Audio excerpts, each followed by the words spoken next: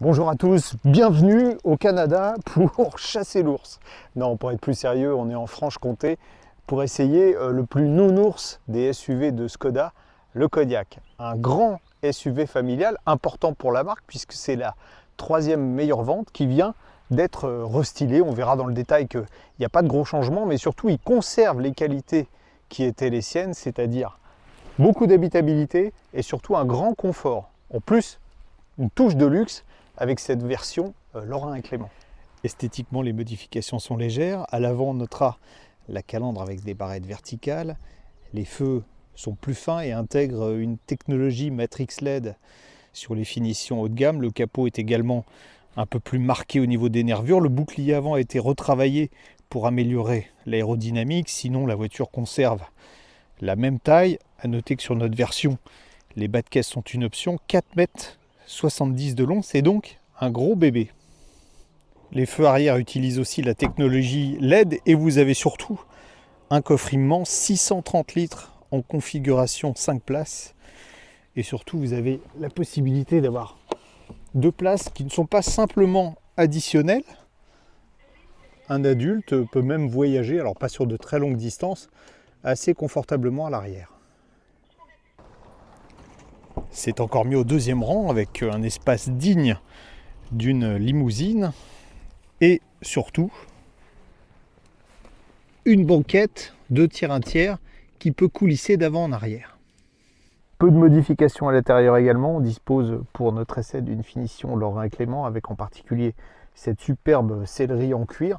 C'est vrai que la qualité des matériaux est plutôt bonne avec quelques petites touches qui font luxe comme par exemple cette surpiqûre qui est nouvelle sur toutes les versions de Kodiaq. La présentation est classique, certains diront sobre, mais de bonne facture. On n'est pas dans l'univers du high-tech avec par exemple un écran de 8 pouces seulement pour l'écran central, mais il y a beaucoup d'équipements, en particulier les aides à la conduite sont très complètes. Vous avez un écran de 10 pouces paramétrable face au conducteur. Les aides à la conduite se commandent d'ici. On a un freinage automatique d'urgence, un assistant de maintien dans la voie et puis un régulateur de vitesse adaptatif qui fonctionne jusqu'à 210 km/h.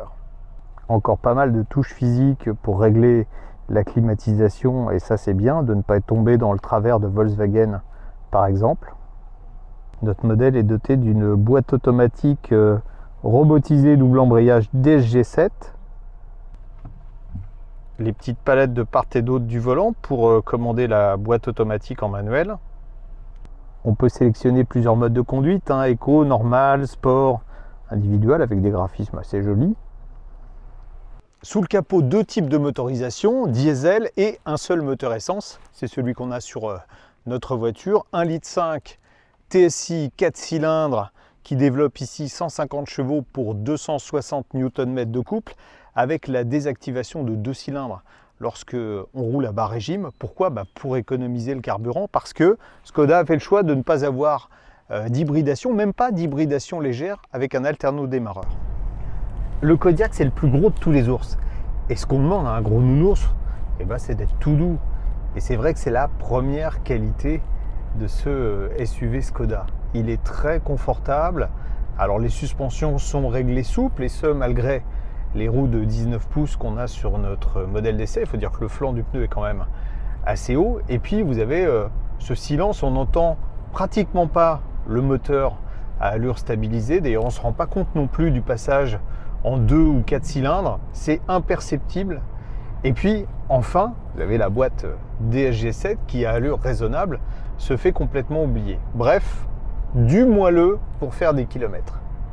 La désactivation des cylindres en pratique, en fait c'est complètement transparent. Vous voyez, bon là j'accélère, je vais relever un peu l'accélérateur et vous allez voir, il y a le petit logo Eco là qui s'affiche à côté du 80, signifie que on a 2 des 4 cylindres qui sont désactivés. On ne sent absolument pas la transition entre les deux. Je connais la question que vous vous posez. Vous vous dites, bon voilà, on a un gros engin 4,70 m de long, avec un petit moteur 1,5 litre TSI, donc ça doit être un peu mou. Alors d'abord, pas du tout, parce que c'est un moteur qui est assez tonique. On a des accélérations, bon voilà,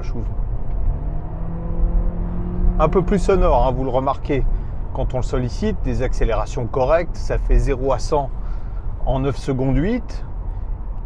Ce qui pêcherait plus quand on décide d'augmenter le rythme, c'est la réactivité de la boîte de vitesse. On peut la passer en sport si on veut, mais là, vous voyez, parfois on a un petit délai lorsque j'accélère à fond, et puis le comportement du véhicule n'est pas du tout incisif. On a quelque chose qui a été dès le départ typé confort, donc il prend un peu de roulis dans les virages.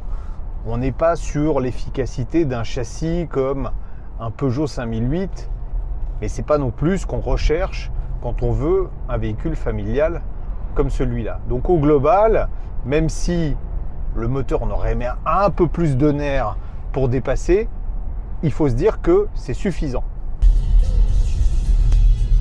J'aime bien vous faire profiter aussi de la qualité sonore quand les installations sont bonnes.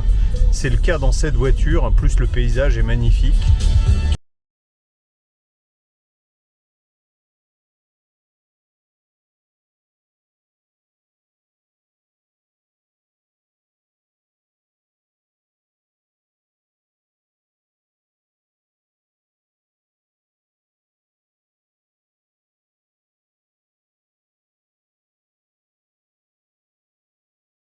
C'est une voiture encombrante, assez large, bon, plutôt lourde. Depuis le départ, on a une consommation moyenne de 7,4 litres au 100 km. C'est plutôt élevé parce qu'on a vraiment roulé gentiment sur de la petite route, absolument sans faire ni de voie rapide, ni même d'autoroute et pas de ville.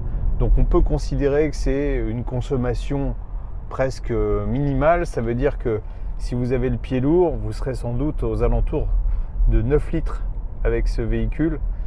Donc à éviter pour ceux qui circulent en montagne, et surtout garder le pied léger, puisque le problème de ces petits moteurs turbo compressés, c'est qu'ils peuvent être économiques. Bon là en l'occurrence quand on est sur 2 cylindres c'est le cas, ils peuvent être économiques quand on a un œuf sous le pied et très gourmands quand on chatouille la pédale d'accélérateur.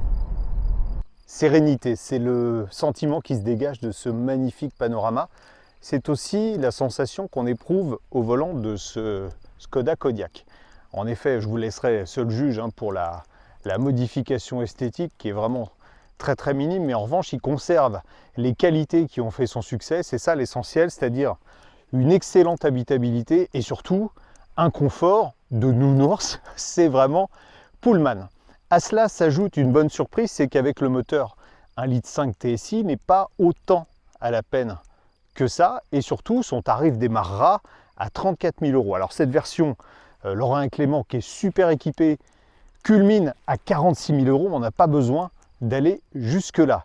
46 000 € auxquels il faudra ajouter 1 761 € de malus écologique. Ça sera un peu moins pour les versions moins bien équipées. En revanche, il échappe au malus au poids puisqu'il démarre à partir de 1800 kg et que là on est en 2 roues motrices, on est à 1600 kg seulement avec des grosses guillemets. Donc ça reste un des bons choix, sinon un des meilleurs choix si on a besoin d'une voiture 7 places pour transporter sa famille dans des conditions de confort vraiment Pullman.